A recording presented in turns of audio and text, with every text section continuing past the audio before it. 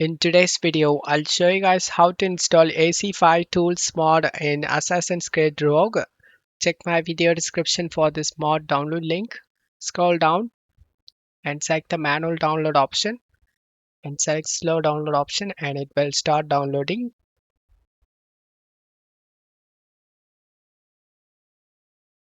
Once download done, select the folder icon, right click on the downloaded file and select WinRAR and select open with WinRAR. No stuff here and right click on the game and select open file location. Drag and drop all these files inside my game folder. Once you're done, start the game.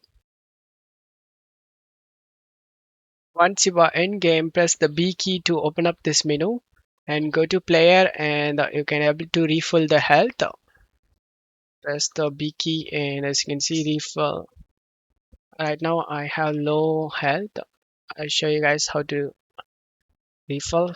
Press the B key and refill player health and the cheat is working, and that's how you can install this menu. I hope this video helped you. If the video helped you, don't forget to leave a like and subscribe. Thank you.